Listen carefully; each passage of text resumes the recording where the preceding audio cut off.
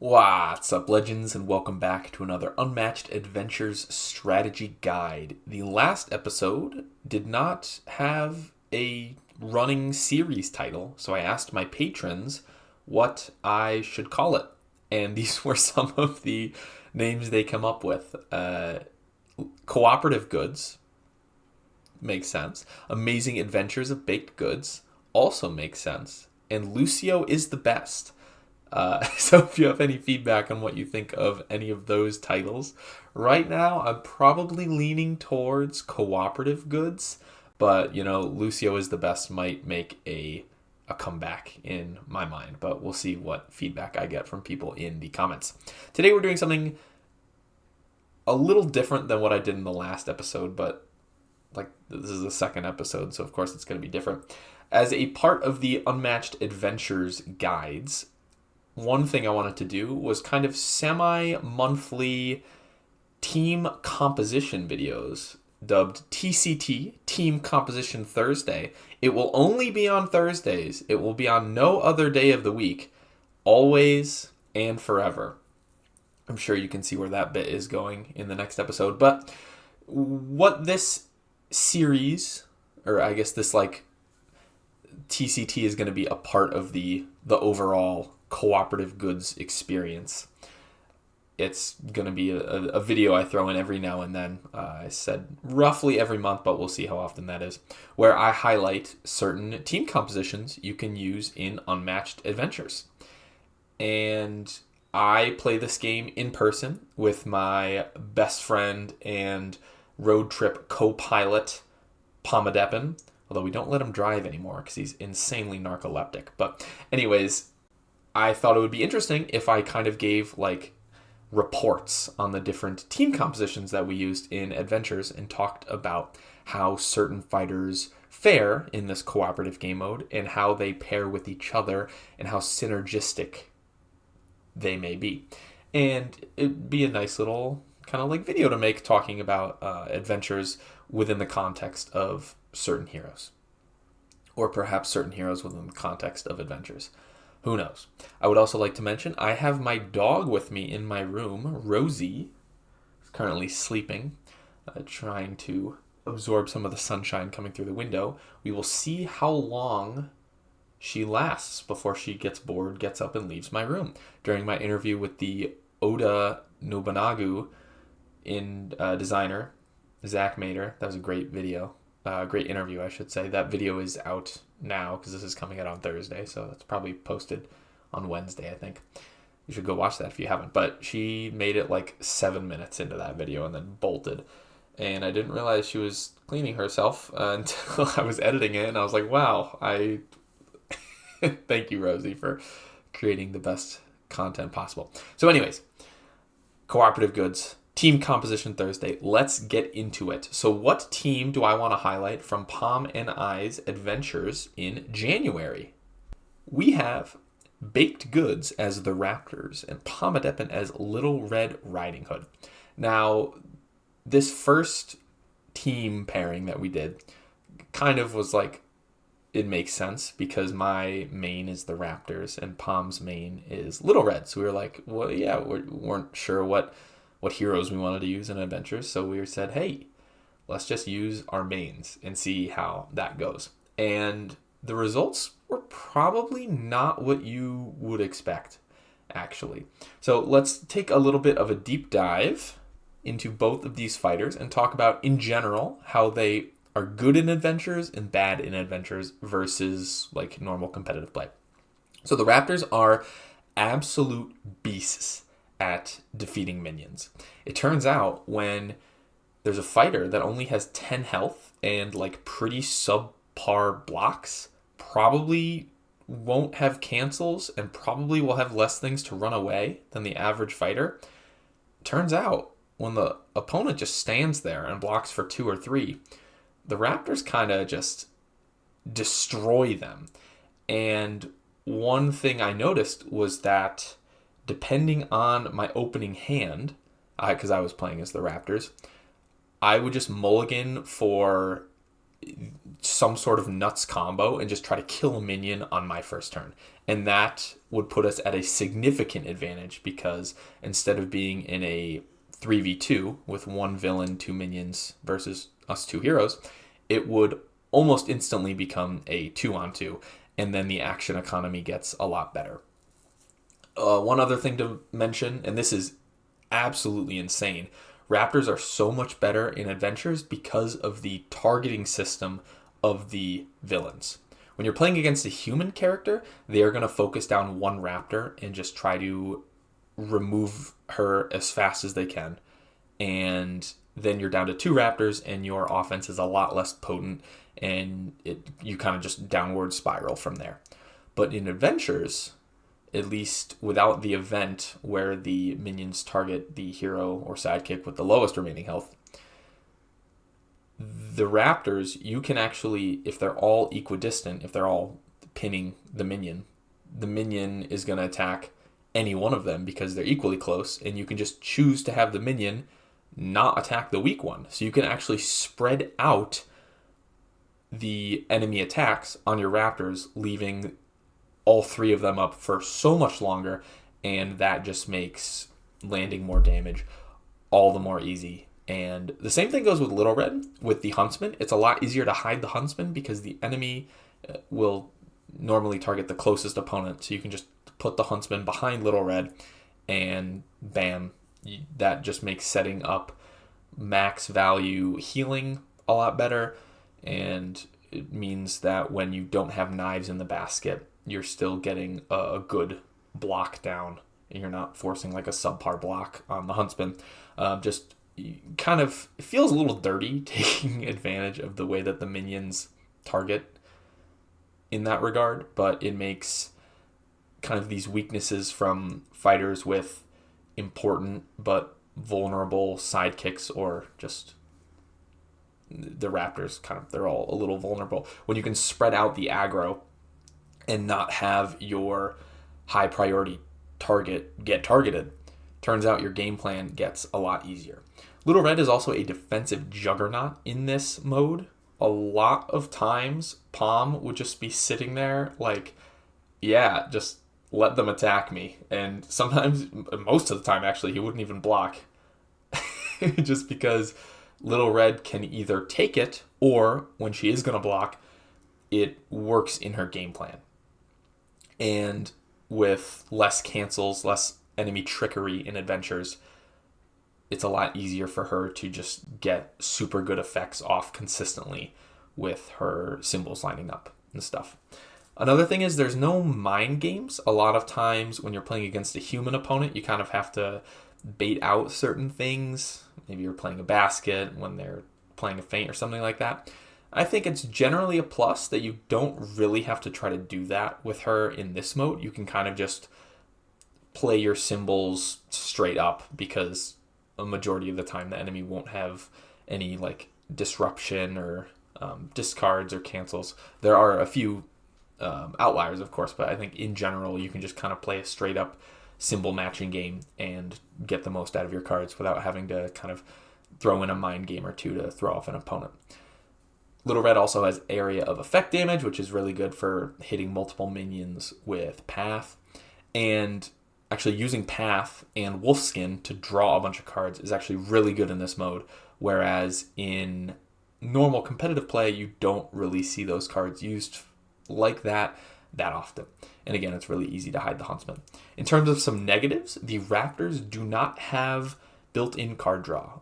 If you are playing against Mothman, there will be a drawbridge, which will probably be very good for them.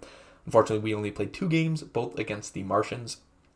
So I often found myself trying to kill a minion in my first turn, and then after that spending 1 or 2 turns kind of building back my hand and hoping that Pomm could take the aggro while I was doing that. They don't really feel like control characters in a way that certain heroes that have the ability to move or corral or kind of do a little bit more disruption or like seeing what's coming for the enemy decks. They don't really have any of those options available to them. They're literally only aggro, which isn't necessarily a bad thing, because when they're going full out, like I said, you can just obliterate a minion in 1 turn with 4 value They Remembers, 5 value Clever Girls that probably aren't going to get canceled, and then just like a big pack hunters to finish them off. Like, it's insane.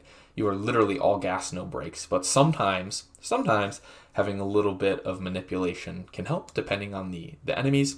And so I could see that as being a little bit of a weakness. In terms of Little Red, Stones in the Belly is slightly less impactful. I covered this in the first Unmatched Adventures strategy guide / cooperative goods / Lucio is the best / amazing adventures of baked goods. But discards are a little bit less impactful in this mode, I think, just because the enemy doesn't have a hand. They never run out of resources. The deck constantly gets recycled.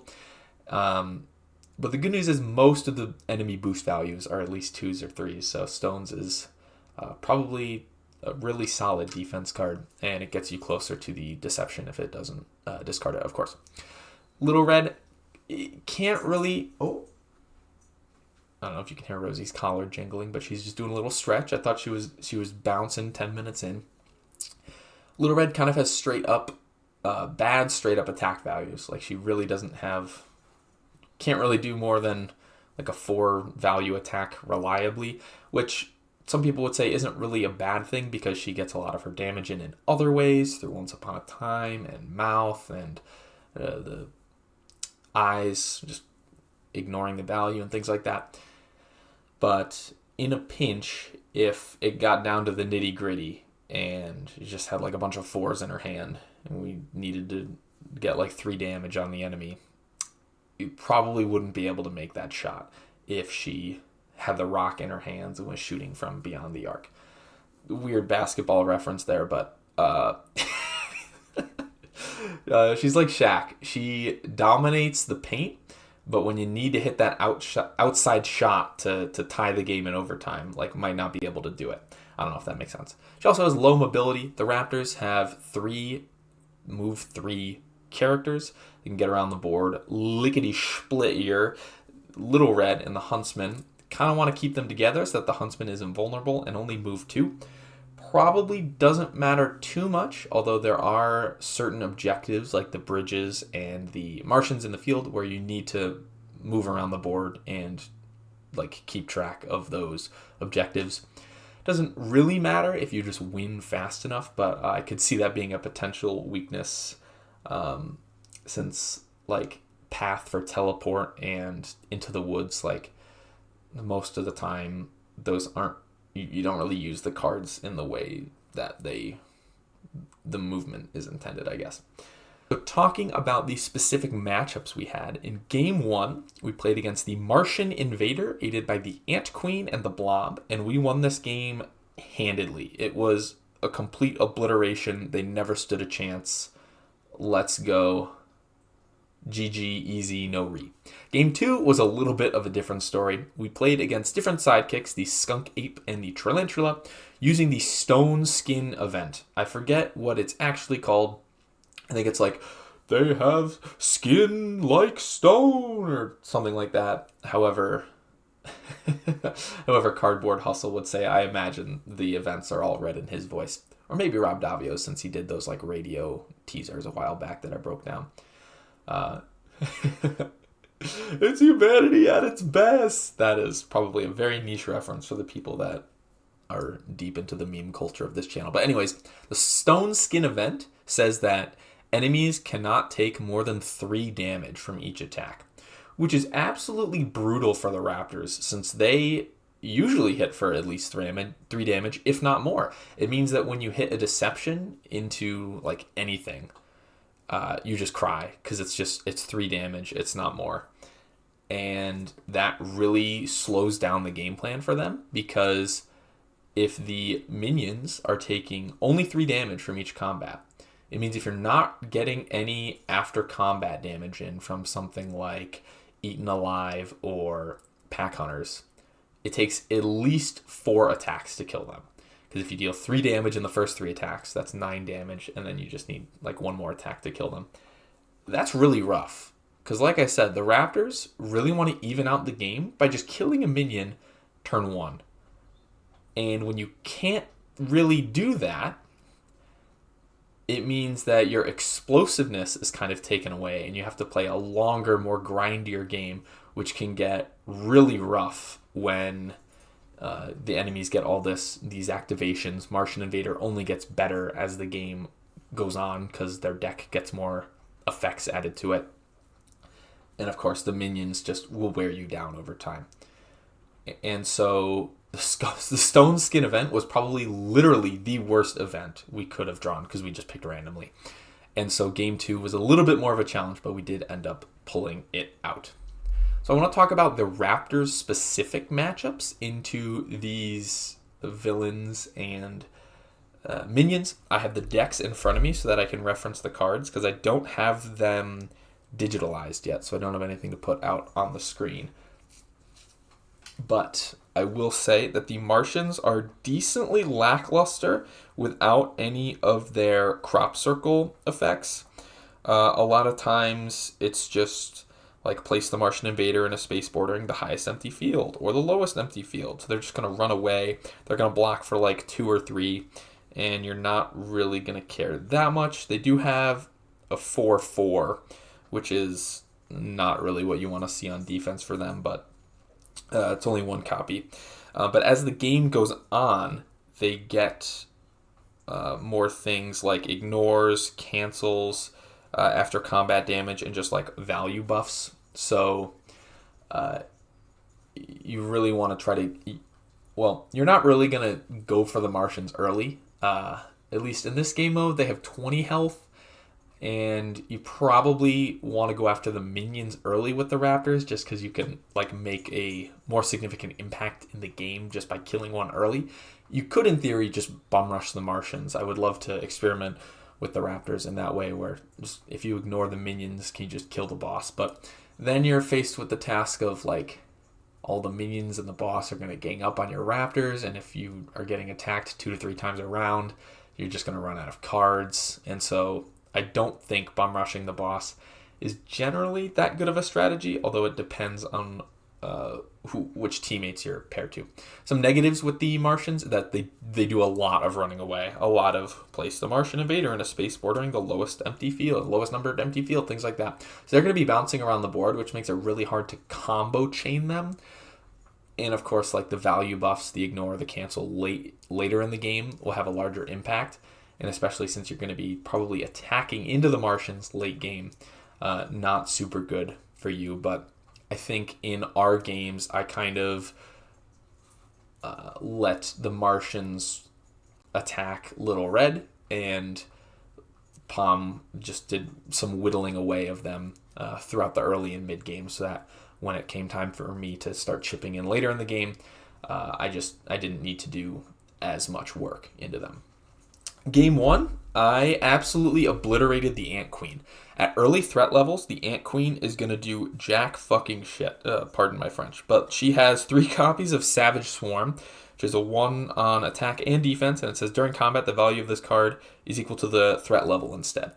So at the beginning of the game, first turn, it's just going to be a 1. And there's 3 copies of that card, Savage Swarm, in her 8-card deck. There's 1 copy of Deception, which means half of her deck is just junk. She's basically not blocking.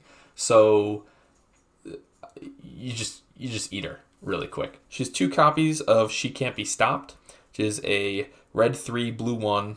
After combat, if the Ant Queen lost the combat, advance the threat marker 1 space. But it's a blue 1. So like that's 6 out of 8 of her cards that just do nothing for her the first turn of the game. Of course, She Can't Be Stopped will buff up Savage Swarm by 1, but you just eat the Ant Queen. You just eat the Ant Queen, and then the rest of the game goes pretty well for you. If she did get to live longer than that, she does have Pheromone Frenzy, which is a red 4, blue 3. During combat, adds +1 to this card's value for each revealed strange pheromone initiative card, which, yeah, like blocking for 4, maybe even 5, 3 rounds into the game is not really going to be that good. And of course, She Can't Be Stopped does accelerate the threat. But like I said, if you just beat her up early, and a character like the Raptors with when you have the ability buff 4 value, they remembers, is just killer. Like, I think Ant Queen is just like not a problem at all for the Raptors. The Blob has decently low value blocks, like a lot of 2s and 3s, which are mostly fine. Although on offense, it does have a decent amount of AoE damage, like Acidic Explosion, deal 1 damage to each opposing fighter in the Blob zone.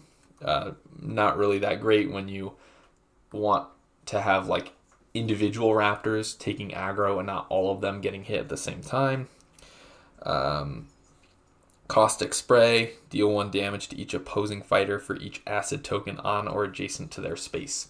So that was also a little bit nasty. And of course, the acid tokens deal 1 damage to fighters when they enter the space with it. So those little ping damages add up on characters with only 7 health. So I think in this game, went after the Ant Queen really early, just killed her right off the bat, and then took a couple turns grinding down the Blob just because that actually like kind of does pose a decent threat to the Raptors. And like it's getting bigger, starts as a 2 value attack that adds 1 to the value of the combat for each acid token in the Blob zone. So unfortunately, like the longer you let the Blob live, the more acid it's going to put out on the board, and then the more auto damage and attack buffing it's going to do. So it makes sense for the Raptors to target the Blob early, but I think when you just have like an easy kill like the Ant Queen hanging there, you got to go for it. Game 2, Skunk Ape. Also a good matchup for the Raptors because Skunk Ape's whole thing is dealing with sidekicks. 2 copies of Bestial Bite. It's a red 2, blue 2. During combat, if the opposing fighter is a sidekick, the value of this card is 5 instead. So the Raptors are all heroes, so that card is just blank 2s on offense and defense, which is just really good. Because of Back into the Brush, it's a red 3 that says after combat, if Skunk Ape lost the combat, put its initiative card on the bottom of the initiative deck. Skunk Ape was going after the Raptors instead of like Little Red, just because we want to keep Skunk Ape away from the Huntsman as much as possible. And so Raptors don't really have that many blocks, so a lot of times I would just take attacks from Skunk Ape because I don't want him to lose the combat and get to attack me again. And Bestial Bite is only a 2. So basically, Back into the Brush, Bestial Bite, it's only dealing 3 or 2 damage. 1 copy of Gruesome Lure, which is a 4 value attack that if he hasn't moved, it's a 6 instead. So you just make Skunk Ape move, and then you can just take the attack. And at worst, it'll be 4. At best, it'll be 2. And that's fine when you're able to spread out the damage. And of course, he is literally only blocking for blank 2s and 3s against the Raptors or Deception. Only 6 cards in his deck, so it's really easy to hit that Deception more often than not, and shouldn't really be a problem. The only issue with him is the end of round damage, because at the end of the round, I think he deals damage equal to the threat level to 1 character adjacent to him. But again, you're kind of fine just taking that damage because you can spread the aggro around evenly. Whereas he's really going at it. I don't know if you can hear her collar. Trelantula is a little bit more of a threat. Not too many blocks on her. I just assume it's a girl. I don't know why. Shelob? Shelob from Lord of the Rings was a girl, right? Who knows? Not that I need to like gender the minions or anything, but like Ant Queen, obviously a queen. In my mind, I think Blob is female, Skunk Ape male, Trelantula female, Loveland Frog male, Jersey Devil male. I don't know why I'm doing this. That's just the genders I associate with them. So Trelantula, not too many good blocks, like a blank 3, a blank 1 on Sinister Snare and 8 Legs of Terror respectively. But Disorienting Venom is probably the problem here. Immediately cancel all effects on the opponent's card. You don't want to deal with cancels as the Raptors just because it messes up your action gain and your other nice effects like Pack Hunters. But also if Trelantula is on a space with a web token, also ignore that card's value, which is really, really bad. So I guess you want to make Trelantula move so that that card never really goes off for her. The attack package that Trelantula has is also really bad. just because the offensive cancel and ignore is pretty bad for you, and the sinister snare, if Tarantula is in a space with a web token, the value of this attack is 6 instead. Really, really bad, since you generally want to take disorienting venom and 8 legs of terror, which basically puts Tarantula's card at the bottom of the initiative deck. But you don't want to take the 6 potentially. And so I think most of this game I had Tarantula just attack Palm because I didn't want to deal with that. And I had to slowly grind down the Skunk Ape.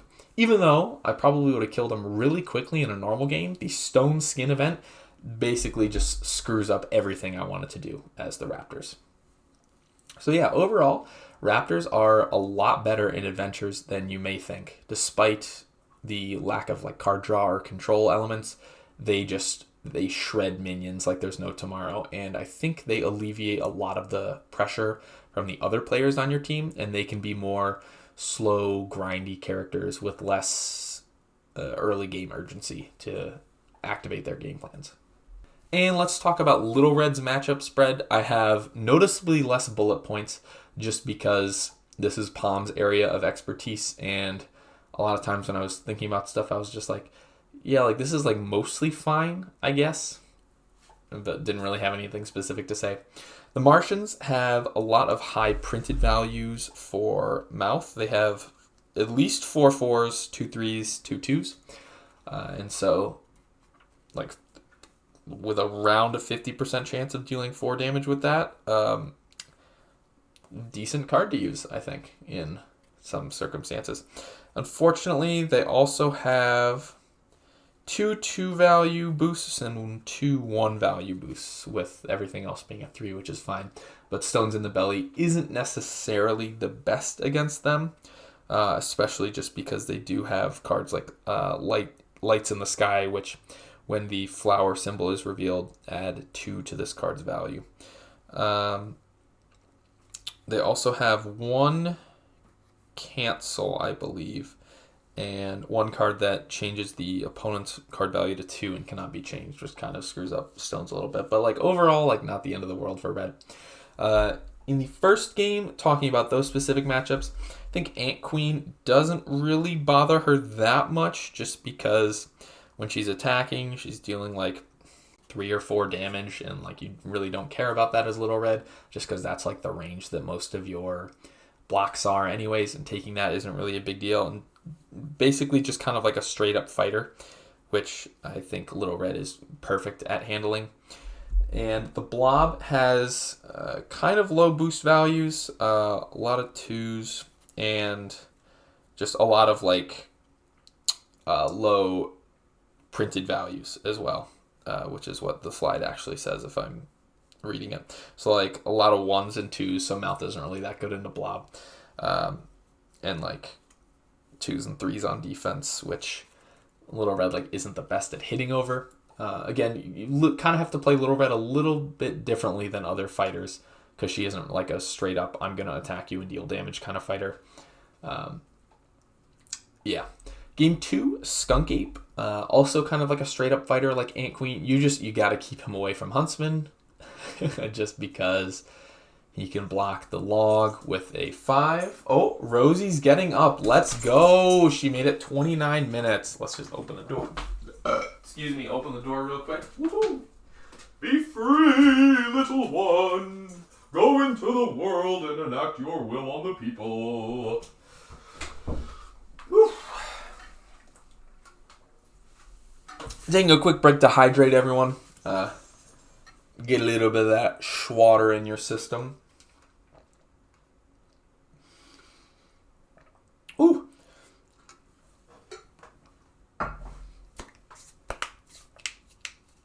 Let's get it. I'm going to be honest. I thought this video would be like 20 minutes.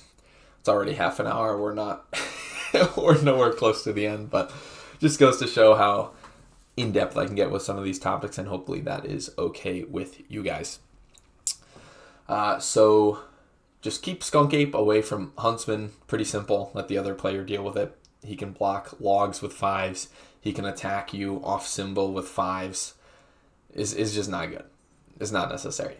Again, with the Tarantula, when she's on the move, she's not scary. But when she's on web tokens, she has ignores and big values, which can kind of be scary for Little Red. But again, with the Huntsman in play for longer, you pretty much can guarantee the healing.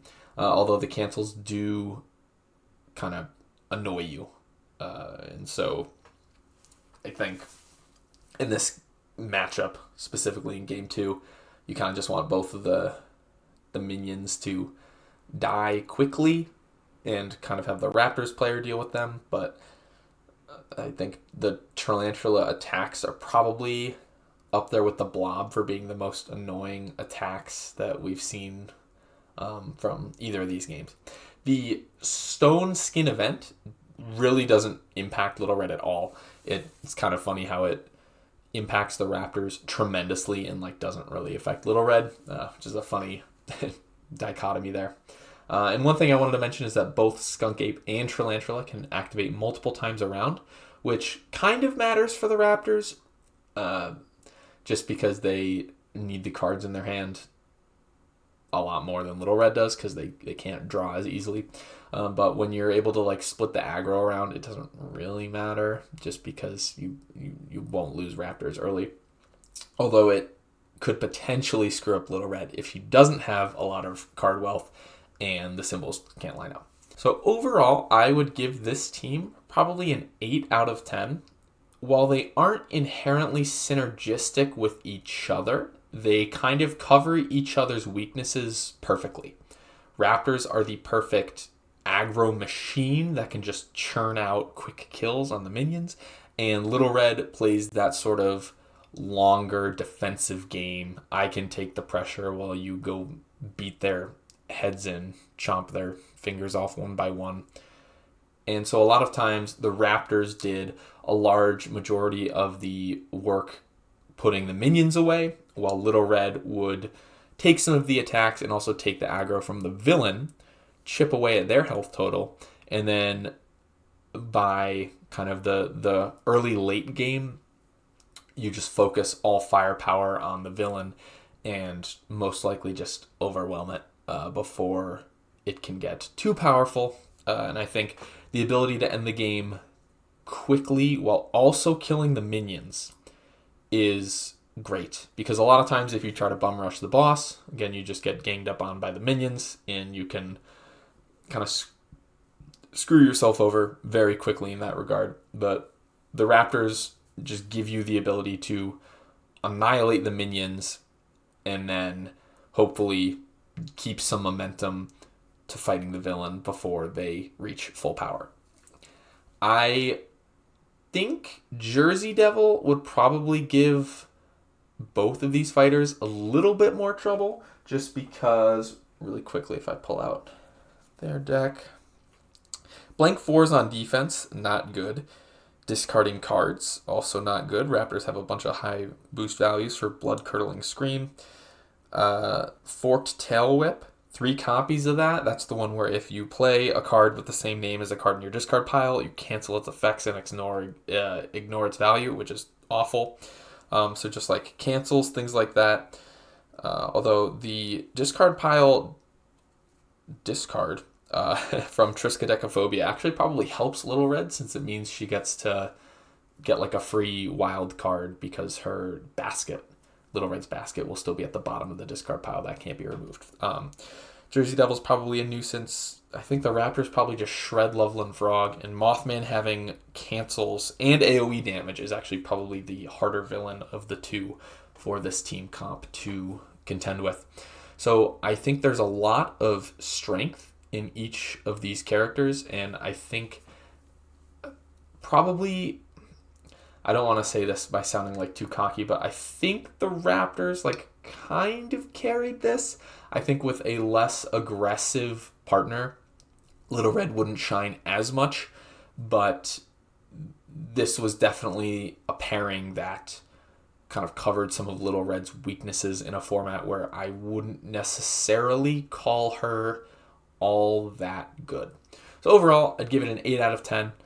This is kind of like a arbitrary rating system, since, I don't know, I'm not using like an actual score. I'm just going off of, all right, I'm going to think about this for like 10 seconds and then just say what feels right. I did bring it down from an 8.5 because I was thinking there are probably more adventure-focused pairings that would be closer to like a 9 or maybe even a 10, but this pairing was actually a lot better than I anticipated. So I guess now would be my call to action if you want to try out this pairing and play against some of the enemy teams that we played against, play against some random teams, whatever. Let me know your findings. I think that would actually be really cool if people did that, and just how successful can you be with this composition for adventures. And let me know what you think of this series. If you have any recommendations for what me and Pom should try, feel free to leave those in the comments.